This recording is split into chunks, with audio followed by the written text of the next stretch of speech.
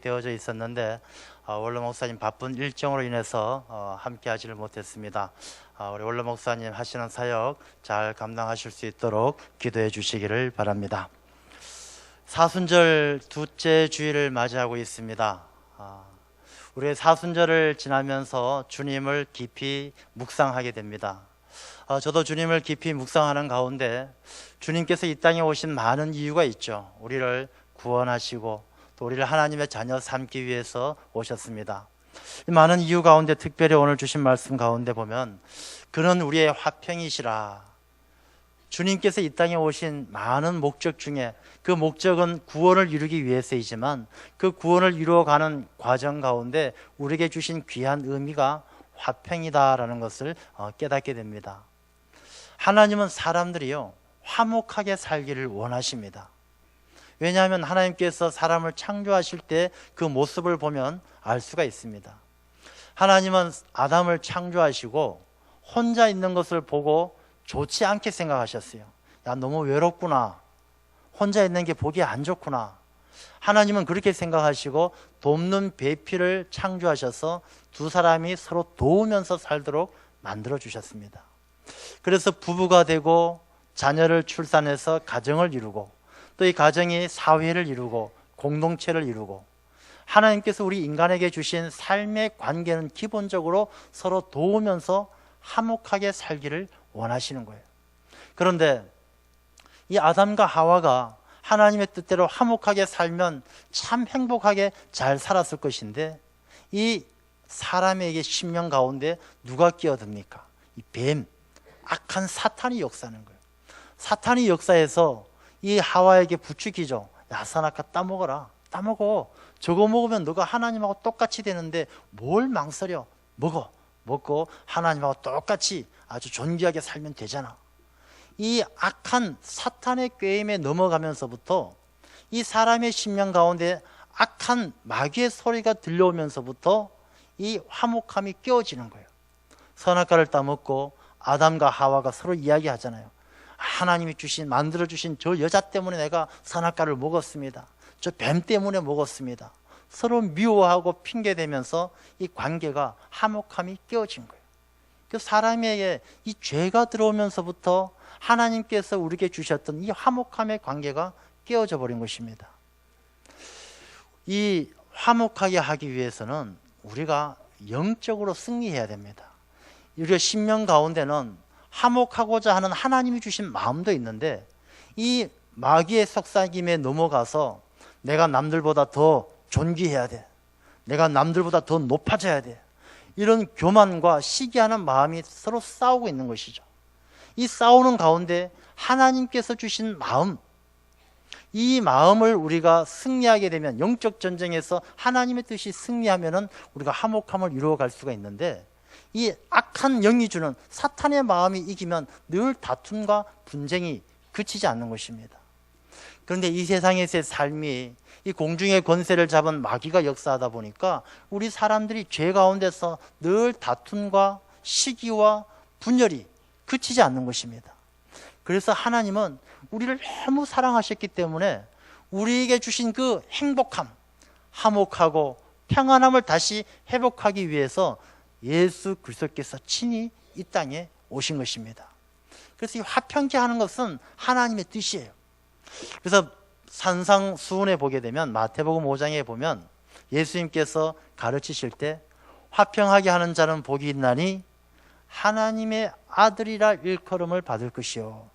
화평하게 하는 자가 하나님의 자녀라는 것입니다. 이 화평하게 하는 하나님의 뜻을 잘 깨달았고 그 하나님의 뜻대로 화평하게 하면서 살아가는 사람은 하나님의 자녀인데 이 말씀은요 반대로 생각하면 굉장히 무서운 말씀이기도 합니다. 반대로 생각해 보면 화평을 깨는 자는 하나님의 자녀가 아니라는 것입니다. 그러니 하나님께서 우리에게 화평을 주셨고 그 화평케 하는 자는 하나님의 자녀가 되는 복을 주셨어요. 그리고 그 복을 잘 받게 하기 위해서 예수님께서 친히 이 땅에 오셨습니다. 그러니 하나님께서 우리가 화평하게 살아가는 것을 얼마나 간절히 원하고 계시는지 잘 알 수가 있습니다. 우리가 사순절을 지나면서 우리 그리스도인들은 정말로 화목하고 하나님의 사랑 가운데서 화평을 이루는 그런 삶을 살아가야 할 줄로 믿습니다. 화평이 깨어지면요, 문제가 생깁니다. 이 사람이 외로운 것을 하나님께서 보시기에 혼자 있는 것이 좋지 않다, 그렇게 말씀하셨어요. 이 사람이 혼자 있으면 문제가 생겨납니다. 우리가 가끔 뉴스나 신문 지상을 통해서 많은 사건 사고들을 접하게 돼요.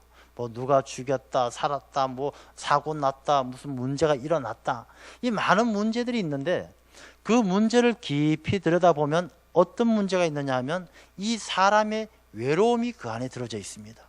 이 사람이요, 자기가 인정받지 못하는 것을 견디지 못해서 죄를 저지르는 경우가 있습니다. 자기 자신이 다른 사람들에게 소외당해서 다른 사람들과 관계가 끊어질까 봐 두려워서, 또 그 일 때문에 병들어서 많은 죄된 일들이 일어나는 것을 볼 수가 있습니다. 이 사람은요, 관계가 끊어지고 하나님과 화목함을 이루지 못하고 다른 사람들과의 화평을 이루지 못하면 깊은 영적인 병에 드는 것입니다. 사람들은 다른 사람과의 관계가 끊어지고 힘들면 외로움을 견디지 못해서 별의별 방법을 다 찾죠. 어떤 분들은 반려견, 동물들을 키우지 않습니까? 반려견 키워서, 야, 이 강아지를 키우는데 저는 늘 이렇게 좀 보면은 좀 어색한 부분이, 아직도 잘 적응이 안 되는 부분이, 엄마한테 와, 이 소리가 참 잘 적응이 안 돼요. 이 아이를 사랑하는 건 이해를 하죠. 개를 사랑하는 건 이해하는데, 아이고, 엄마한테 와 이러면 이 듣는 개는 기분이 괜찮을 것 같아요. 그런데 그 진짜 아들, 딸들은, 저 개가 내가 형님이라고 불러야 돼? 기분이 좀 안 좋을 것 같아요. 저 개가 내 언니야? 기분이 좀 안 좋을 것 같아요. 그래서 저는 개를 사랑하고 아끼는 건 좋은데 이 엄마 소리는 조금 제 앞에서는 안 했으면 좋겠습니다. 그만큼 외롭고 힘들어서 그런 것이죠. 이 관계가 끊어지고 화평함의 기쁨을 누리지 못하니까 그런 반려견을 아끼는 것이겠죠. 반려견, 뭐 또 고양이. 저 사택 근처에도 보면은 이 고양이들이 많이 버려졌어요. 그렇게 누군가의 사랑을 많이 받았겠지만은 또 때가 되면 어떤 계기가 되어서 버림받아서 새벽기도 나올 때 숲에서 고양이가 확 뛰어나오면 놀랄 때가 많이 있습니다. 이게 뭐냐 하면 반려견들이 아무리 내 새끼처럼 엄마한테 와 사랑해 하고 키우지만 나중엔 다 버림받을 수밖에 없을 정도로 이 인간의 본질적인 외로움을 해결해 줄 수가 없어요.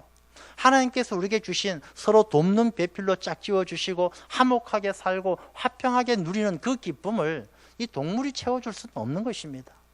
요즘에 일본에 보니까 이 동물도 나중에 죽고 버리고 하니까 동물도 싫다 해서 로봇을 사서 키우는 거예요. 로봇. 이 로봇을 키운다고 해서 잘하진 않지만 로봇하고 이야기하고 로봇을 끌어안고 자고 그러는 것입니다. 근데 이 로봇이, 생명도 없는 로봇이 그 사람에게 본질적인 외로움을 해결해 줄 수가 있겠습니까? 못하는 것이거든요. 그래서 하나님께서 주신 화목하고 화평의 기쁨을 누리게 할 수 있도록 우리에게 그 길을 열어주시기 위해서 주님께서 이 땅에 오신 줄로 믿습니다. 그래서 우리가 이 사순절을 지나면서요, 주님을 깊이 생각하는 가운데 우리가 화평함을 회복해야 되는 것입니다.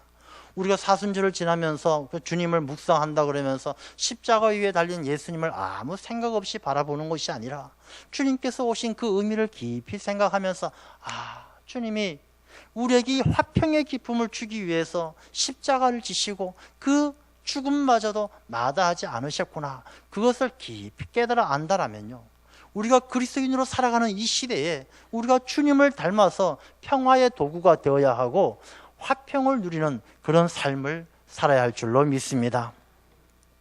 그런데 사람들이 왜 화평을 누리지 못할까요? 우리가 평화로움을 누리지 못하는 이유가 오늘 본문의 말씀에 나와 있습니다. 11절 말씀, 12절 말씀을 보면요, 그러므로 생각하라. 생각을 잘 해보십시오. 너희는 그때가 언제냐면 주님 오시기 이전에 화평을 누리지 못할 때예요. 화목함을 누리지 못하고 분열하고 다투고 싸우는 그때가 언제냐? 바로 이방인의 때입니다.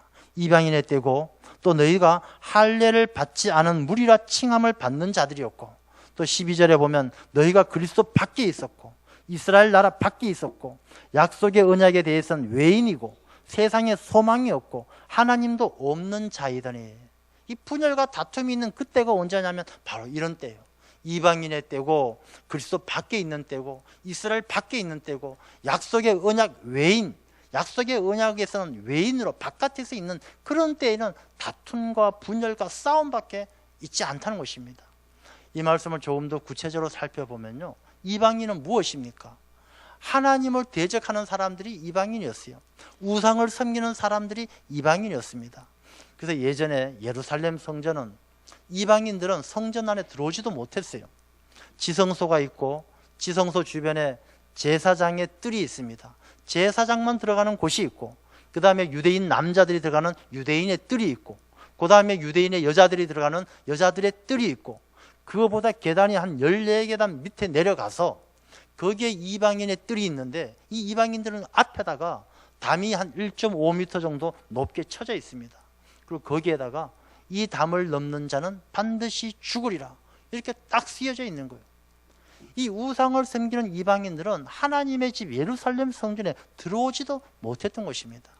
그때가 이방인이었다는 것은 하나님을 모르는 사람, 하나님의 집에 들어가지 않는 사람, 하나님의 말씀을 사모하지 않는 사람들이 이방인이에요. 그런 사람들은 늘 다툼과 분쟁밖에 없는 것입니다. 왜냐하면 하나님께서는 우리에게 화평을 주시고 화목하고 돕도록 살게 우리에게 삶을 허락해 주셨지만, 하나님을 모르는 사람은 그 하나님의 뜻을 알지 못하고 무엇이냐? 자기밖에 모르는 거예요. 자기만 생각하고 자기의 유익만을 생각하니까 늘 다툼이 일어나는 것입니다. 그리스도 밖에 있었다. 예수 그리스도를 믿는 믿음이 없는 사람이죠. 약속의 언약에는 외인이다. 하나님의 말씀하고는 상관없이 살아가는 거예요. 약속의 언약, 하나님의 말씀하고는 전혀 상관없는 것처럼 성경 말씀, 하나님께서는 오늘 본문의 말씀에도 사도와 선지자들의 터 위에 세웠는데, 사도와 선지자들이 바로 말씀이에요.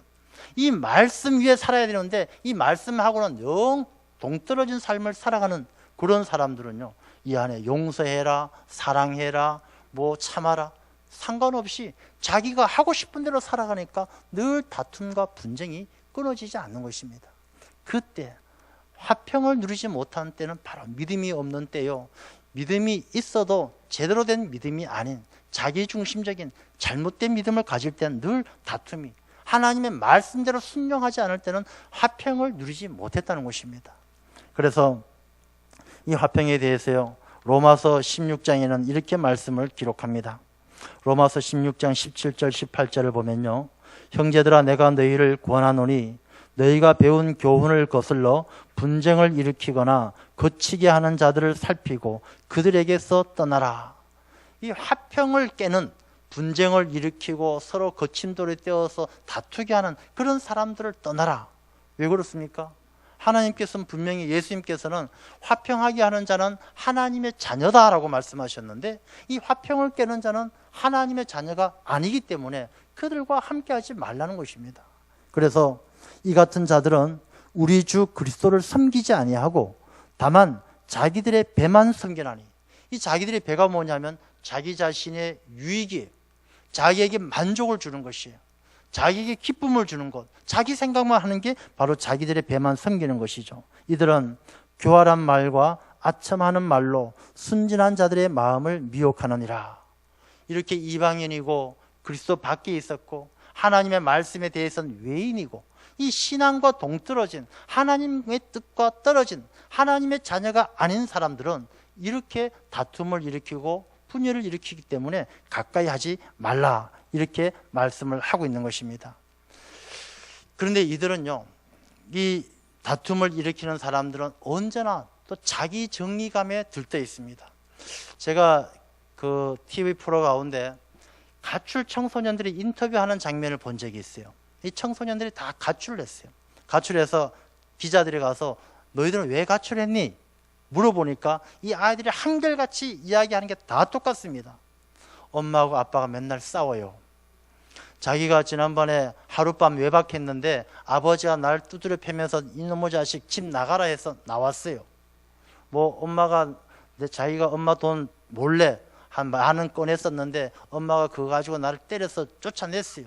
이렇게 이야기하고, 결과는 뭐냐? 엄마 아빠가 다 잘못이라는 거예요. 자기들은 잘못한 게 없다는 거예요. 자식은 엄마 지갑에서 돈 꺼내 쓸 수도 있는 것이고 자기가 외박할 수도 있는 것인데 그걸 몰라주는 부모들이 다 잘못되고 부모가 나쁘다고 이야기하는 거예요. 이 가출 청소년들이 진짜 부모의 마음을 모르는 자기들의 잘못을 깨닫지 못하는 거예요. 어머니 아버지가 정말 자식을 미워해서 때리고 미워해서 쫓아내겠습니까? 집에 들어오지 않고 부모의 지갑에 손을 대는 그 아이들이 올바르게 자랄 수 있도록 그 사랑하는 부모의 마음은 다 까마득하게 나몰라라 하고 자기 입장에서만 가출 청소년들이 부모가 다 잘못이다. 물론 부모에게도 문제가 없다는 건 아니에요. 문제가 있죠. 자녀를 올바르게 지혜롭게 잘 가르치지 못한 부분도 있지만 이 자녀들도 부모의 깊은 사랑을 외면하고 자기 생각만 이야기를 한다는 것이죠. 그러니 가정에 화평이 깨어지는 것입니다. 자기 생각, 자기 것만 주장해서는 화평을 지켜갈 수가 없습니다. 그리고 이 화평을 깬다는 것은요, 로마서 16장에도 나오지만 특별하게 놀라운 일이 있어서 화평이 깨어지는 건 아니에요. 화평은요, 자그마한 일에서 로마서 16장 17절에 나온 말씀처럼 교활하는 말과 아첨하는 말로 순진한 자의 마음을 미혹하면 그 순간 화평이 깨어지는 거예요. 그래서 우리가 화평을 지켜가는 사람들은, 평화를 지켜가는 사람들은 주님을 영접하고 이 땅에 화평으로 오신 예수 그리스도를 닮아가는 사람들은 화평을 지키기 위해서는 늘 말을 조심해야 됩니다. 우리 성경 안에 말에 대해서 얼마나 이야기 자주 합니까? 저도 말에 대해서 얘기를 자주 해요. 그래서 어떤 분은 그렇게 말씀하시죠. 말도 살리는 말이 있고 죽이는 말이 있습니다. 또 살리는 것 같지만 죽이는 말이 있고 죽이는 것 같지만 살리는 말이 있습니다. 여러분, 요 내용이요, 저는 이 내용을 딱 들을 때마다 가슴이 철렁합니다. 야, 말이라는 게 너무 무섭구나. 어떻게 말 한마디에 살리기도 하고 죽이기도 하고. 사람이요, 칼 가지고 총 가지고 사람을 쏴 죽이는 것도 쉽지 않는 일인데 말 한마디로 죽이기도 하고 살리기도 한다니까 얼마나 무서운 일입니까? 우리가 그리스도인으로 화평을 지키기 위해선, 가정의 평화를 지키기 위해선, 내가 속해 있는 공동체의 화평을 지키기 위해서는 우리의 입술이, 우리의 혀가 잘 훈련되어야 할 줄로 믿습니다. 내 입술에 살리는 말이 있어야 되지 죽이는 말이 있어서는 안 돼요. 자기를 드러내고 남을 무시하는 말은 남을 죽이는 말이에요. 자기를 자랑으로 삼고 남을 정죄하는 사람은 자기를, 이 입술은 죽이는 말이에요. 우리가 그런 말을, 그런 입술을 가지고 있어서는 주님께서 이 땅에 오신 화평의 의미를 살릴 수가 없고 우리가 이 땅의 평화의 도구가 되어질 수가 없다는 것입니다. 우리가 이 입술을 잘 훈련해서 우리가 이 땅에 오신 화평을 위해서 이 땅에 오신, 화평으로 이 땅에 오신 그 주님을 닮아가는 참된 그리스도인의 삶을 우리가 힘써야 할 줄로 믿습니다. 그리고 화평이라는 것은, 진정한 화평이라는 것은요, 위장되어서는 안 되는 것입니다. 여러분, 우리가 그럴듯하게 아무 일이 없다고 해서 그게 참된 평화는 아니에요. 이 진리를 밝혀서 문제를 해결해 나가는 것이 이 참된 평화의 조건이에요. 남과 북의 문제를 한번 생각해 보겠습니다. 남과 북이 지금 전쟁은 하지 않죠. 서로 사람을 죽고 죽이는 전쟁을 하고 있지는 않지만 남과 북이 평화롭다, 화평하다라고 말할 수는 없습니다. 왜냐하면 본질적인 문제가 해결되고 있지 않기 때문에 언제 어떻게 전쟁이 일어날지 모르고 다툼이 일어날지 모르기 때문에 이 평화는 숨겨진, 위장된 평화지 참된 평화라고 말할 수는 없습니다. 에베소서 4장에는 그렇게 말씀하죠. 그런즉 거짓을 버리고 각각 그 이웃으로 더불어 참된 것을 말하라. 거짓으로 포장되어지기보다는 참된 것을 통해서 문제를 해결해 나가는 것이 진정한 평화를 가져올 수 있기 때문에 그렇습니다. 어떤 집사님이요, 친구가 도박에 빠졌습니다. 도박을 하니까 이 친구가 찾아가서, 집사님이 찾아가서 친구를 말려요. 이보게 친구, 도박하다가 패가 망신하네. 도박하지 말게. 이 친구가 불같이 화를 내는 거예요. 야, 너는 고향 친구라면서 내가 재미로 도박 좀 했는데 뭐 재수없게 와서 패가 망신이 어쩌고 저쩌고, 너 나하고 한번 싸워보자는 거야. 둘이 대판 싸우고, 이 집사님이 싸우고 나니까 아이 그래 저 친구 하고 말겠지 하면서 도박하는 것을 못 본 채 하는 거예요. 그리고 친구하고 그냥 사이좋게만 지내는 거예요. 그런데 1년이 못 돼가지고 이 친구가 쫄딱 망해버렸어요. 도박 때문에 패가 망신했어요. 이 친구가 집사님 찾아와서 멱살 잡고 흔들어요. 야, 너가 내 고향 친구고 말이야. 너 친구가 너밖에 없는데 어떻게 내가 도박에 빠져서 패가 망신할 정도로 그냥 두고만 보고만 있었느냐. 이 나쁜 친구. 친구하고 관계가 깨어져 버린 거예요. 우리가 좋은 게 좋으라고 좋은 게 좋은 거다라고 덮어두고 거짓된 평화보다는 우리가 참된 것, 진리의 것을 말할 줄 알아야 되고, 더 중요한 것은 그 말을 들을 수 있는 믿음, 들을 수 있는 마음을 가져야 되는 것입니다. 평화라는 것은 일방적인 게 아니에요. 내가 평화하자라고 이야기한다고 해서 평화가 이루어지는 게 아닙니다. 내가 평화하자라고 이야기할 땐 그 상대방이 내게 주는 말을, 죽이는 말을 할지라도 그 죽이는 말을 살려낼 수 있는 내 마음의 준비가 되어져 있어야 한다는 것이죠. 어머니하고 아들이 있는데 아들이 초등학생이에요. 아들이 학교를 갔다 왔습니다. 어머니가 아들에게 야 학교 잘 갔다 왔니? 내 아들 너무너무 사랑하는 내 아들 반갑게 맞아줍니다. 맛있는 간식도 주고 맛있는 거 잔뜩 해서 아이에게 먹였습니다. 이 아이가 엄마 내 친구랑 놀고 올게 하고 밖에 나와서 자전거를 타고 쏜살같이 큰 길로 확 뛰쳐나갑니다. 이 큰 길에 차가 왔다 갔다 하는데 갑자기 차 하나가 끽 쓰면서 이 아이 바로 앞에 딱 멈추는 거예요. 다행히 이 아이는 상처를 입지 않았어요. 그런데 상처를 입지 않았지만 엄마가 쫓아나와서 이 아이에게 막 엉덩이를 때리면서 이놈의 자식 어떻게 앞도 옆도 쳐다보지도 않고 뛰어쳐나가냐고 다시는 이러지 말라고 아주 홍군형을 내는 것입니다. 이 아이가 엄마 참 이중적이네. 1시간 전만 해도 아들 하면서 맛있는 거 다 해주더니 1시간도 안 돼가지고 나를 때리고 혼을 내. 야, 이 엄마랑 같이 못 살겠네. 나 이 엄마하고 관계 끊고 집 나가야 되겠어. 이렇게 생각한다면 그 아이가 정상적인 아이입니까? 잘못된 아이죠.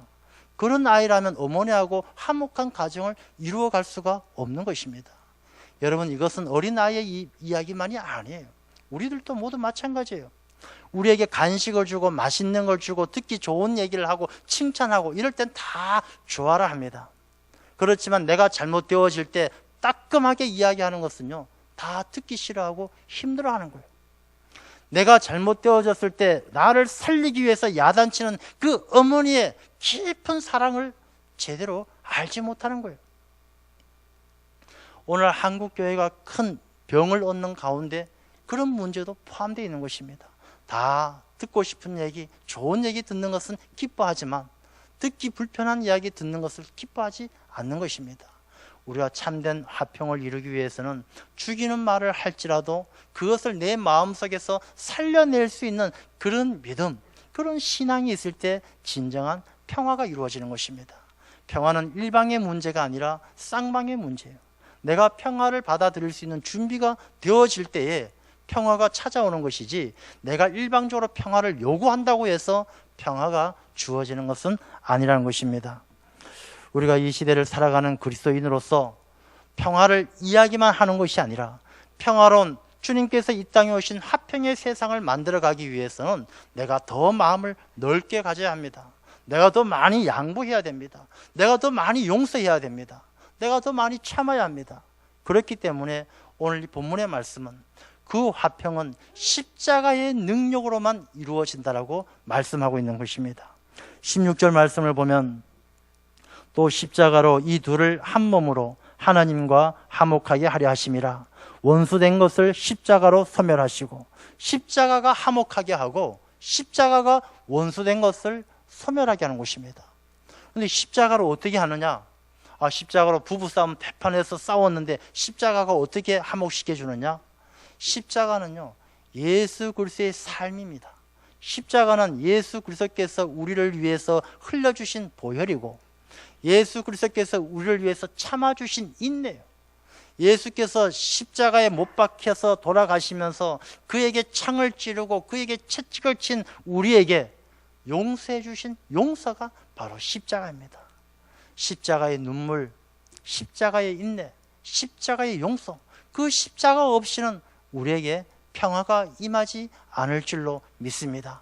그러나 우리가 그 십자가를 내 가슴에 품으면, 내가 비록 옹졸하고 내가 비록 여리고 내 마음이 부족하기 그지없지만 십자가가 내 심령 가운데 들어와 십자가가 내 삶의 중심에 딱 자리하게 되면 그 주님의 보혈이 내 삶에 흘러내리고 주님의 눈물과 주님의 땀이 내 삶을 움직여 간다라면 내가 바로 평화의 도구가 되고 내가 가는 그곳이 바로 화평이 이루어지는 복된 삶의 자리가 될 줄로 믿습니다.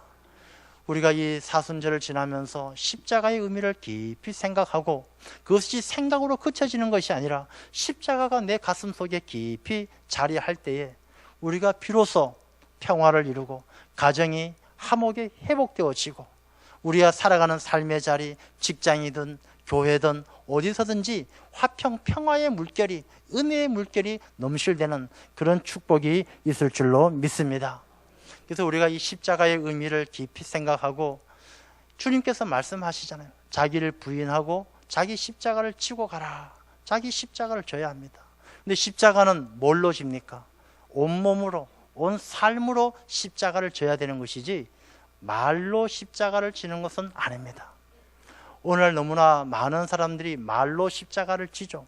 근데 말이 많으면요, 아까 말씀드린 것처럼 말은 늘 문제를 불러일으키게 되어져 있습니다. 말이 왜 많으냐? 자기가 십자가를 지고 있지 않기 때문에 말이 많은 거예요.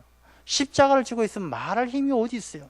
그리고 십자가를 지고 가면 예수님을 보십시오. 예수님께서 묵묵히 십자가를 지고 가면 예수님께서 말씀하지 않아도 그 예수님께서 하실 말씀을 우리가 다 깨달아 아는 거예요. 그러나 십자가 지지 않고 말만 한다라면 자기의 본분을 다하지 않는, 십자가를 지지 않는 삶이기 때문에 말로 대신하게 되는 것이죠.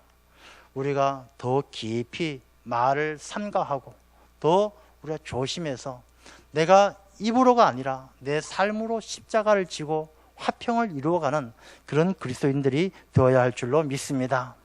오늘 본문의 말씀 가운데 20절 말씀을 보면요, 너희는 사도들과 선지자들의 터 위에 세우심을 입은 자다. 사도들과 선지자가 뭐냐 하면 사도는 신약의 말씀을 의미합니다. 마태, 마가에서부터 요한계시록까지 이 신약은 사도들에 의해서 기록되어졌고 또 그 다음에 선지자는 구약을 말씀하죠. 그래서 사도와 선지자들은 하나님의 말씀을 상징하는 것입니다. 우리 모두는요, 하나님의 말씀의 터 위에 세우심을 입은 자들입니다. 그렇기 때문에 우리의 삶은 하나님의 말씀을 떠나서는 우리의 삶이 세워지지가 않습니다. 우리가 아무리 가진 지식이 많고 또 아무리 가진 경험이 많아도 그것이 우리의 삶의 터가 되어서는 안 된다는 것입니다. 오직 하나님의 말씀의 터 위에 세워지고 그 중심 모퉁이 돌이 바로 예수 그리스도이십니다. 주님이 내 삶의 중심이 되어지고 그리고 우리는 그 21절 말씀에 보면 그의 안에서, 예수 그리스도 안에서 서로 연결이란 것이 바로 화평이죠. 주님께서 우리에게 본을 보여주신 것처럼 이 화평을 이루어서 합력하여 선을 이루어서 하나님께서 우리에게 사람을 똑같이 만들지 않은 이유가 있어요. 우리가 생긴 것도 똑같고 능력도 똑같고 키도 똑같고 다 똑같다라면 아마 우리가 다투거나 싸울 일이 없겠죠. 그러나 다 다르게 만드신 것은 하나님께서 한 사람 한 사람을 그만큼 귀하게 보신다는 거예요. 우리가 예수 그리스도의 몸된 교회의 지체다라고 이야기할 때 손가락, 발가락, 눈썹, 코 어느 것 하나 소중하지 않은 것이 없는 것처럼 다 모양이 다르고 생각이 다르고 다 틀린 이유는 다 너무나 소중하기 때문이에요. 그 소중한 우리가 서로 연결을 잘 해야 되는 거예요. 화평을 예수 그리스도의 보혈로 말미암아 연결을 잘해서 화목해서 합력하여질 때, 힘을 합칠 때에 예수 안에서 함께 지어져 간다. 우리가 든든히 세워져 가서 더욱더 자라나고 장성하고 마침내는 우리의 삶의 결실이 풍성해서 하나님을 기쁘게 하는 참된 그리스도인의 삶이 되어질 줄로 믿습니다. 우리 모두가 화평을 이루어 하나님을 기쁘게 하는 복된 삶이 되시기를 축원합니다. 기도하겠습니다.